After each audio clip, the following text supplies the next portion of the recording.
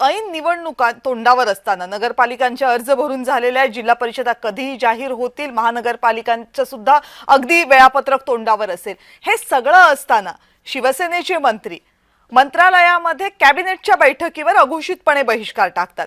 जर शिवसेनेचा पक्ष म्हणून जर पोत लक्षात घेतला तर कदाचित असं करणं ही उत्स्फूर्त प्रतिक्रिया ठरू शकते, पण निवडणुका तोंडावर असताना, आपण सत्तेमध्ये असताना जेव्हा एखादा पक्ष म्हणजे उपमुख्यमंत्री त्यांच्या पक्षाचे प्रमुख नेते हे बैठकीमध्ये असतात पण बाकीचे नेते जात नाही, ही जेव्हा भूमिका घेतली जाते तेव्हा ती ठरवून केलेली असते, कॅल्क्युलेटेड मूव्ह असते, की मग शिवसेना या पक्षाची जशी एक्सटेम्पो रिॲक्शन असते तशीच ही रिॲक्शन म्हणावी?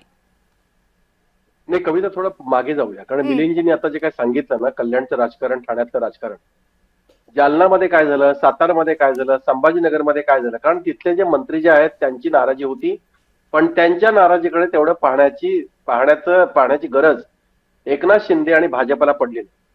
पण प्रामुख्याने काय झालं की ठाण्यामध्ये जेव्हा एकनाथ शिंदे हे त्यांचा एक बालेकिल्ला आहे, त्यांचं एक स्थान आहे महत्वाचं, त्या ठाण्यावर जेव्हा भारतीय जनता पक्षाने प्रामुख्याने जेव्हा अतिक्रमण सुरू केलं, हे गणेश नायकांच्या माध्यमातून जेव्हा सुरू केलं, गणेश नाईक हे ठाण्याचे पालकमंत्री नाहीये, ठाण्याचे पालकमंत्री हे उपमुख्यमंत्री एकनाथ शिंदे आहेत. बरोबर. अशा परिस्थितीमध्ये गणेश नाईक ज्या वेळेला नवी मुंबईत आणि त्यानंतर ठाण्यामध्ये जेव्हा जनता दरबार घेतात, तेव्हा एकनाथ शिंदेना हे वाटणं स्वाभाविक आहे की भारतीय जनता पक्ष जाणीवपूर्वक आपल्यामध्ये कुरघोडी करण्याचा प्रयत्न करतो. ही जी ठिणगी पडली ना, ती प्रामुख्याने तिथूनच पडली.